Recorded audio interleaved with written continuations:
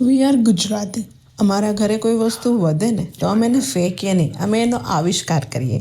જેમ કે વધેલા રોટલામાંથી અમે આવિષ્કાર કર્યો વઘારેલા રોટલાનો.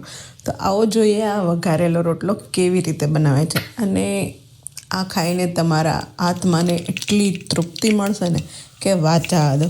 તો તેલ મૂકી રાઈ અને જીરાનો વઘાર કરી, લીમડો ઓપ્શનલ છે, કમ્પલસરી નથી. આદુ મરચી લસણ નાખી શકો છો, ટેસ્ટ તમને સ્પાઇસી કેટલું ભાવે છે એ હિસાબે. એન્ડ વેજીટેબલ ટોટલી ઓપ્શનલ છે, બટ મને આની અંદર કાંદા અને ટમેટાં નાખેલા સારા લાગે છે. કાંદા નાખીશું, ગોલ્ડન બ્રાઉન થાય ત્યાં સુધી એને આપણે સંતરાવા દઈશું.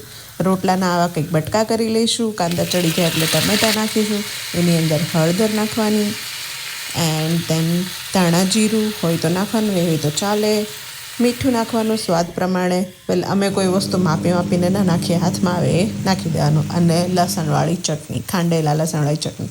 શુગર ઓપ્શનલ છે પણ નાખી શકો છો, ટેસ્ટ સારો આવશે, ખાટો મીઠો. અને ખાટી છાશ, ઓય હોય હોય હોય, આનો જે મેઇન સ્વાદ છે ને આ ખાટી છાશમાંથી આવે છે. બધું મિક્સ થઈ જાય પછી રોટલો અંદર નાખી દેવાનો અને એકદમ પોચો થઈ જાય ને ત્યાં સુધી એને આપણે ચડવા દેવાનું. હવે 10 મિનિટ 15 મિનિટ તમારે જોતું રહેવાનું, 5 મિનિટે એને હલાવતું રહેવાનું. આવું કંઈક દેખાશે. અને આને ઉપર ધાણા નાખીને ગાર્નિશ કરીને ખાજો, ઓય હોય હોય, મોજ પડી જશે, મોજ. અને ચાલો હવે આપણે ટ્રાય કરીએ કે આ કેવો લાગે છે. Watch it. If you are Kathiyawadi and you haven't eaten the વઘારેલો બાજરાનો રોટલો, which means you are not Kathiyawadi. Present હૈ વઘારેલો બાજરાનો રોટલો. It's really one of my favorite dish. I really miss it. સો આજે કેટલા ટાઈમ પછી રોટલો બનાવ્યો તો મેં વિચાર્યું ચાલો વઘારીને બનાવીએ અને ટેસ્ટ કરીએ. Amazing, it's amazing. મારા મોઢામાં અત્યારથી જ પાણી આવે છે. બહુ ગરમ છે.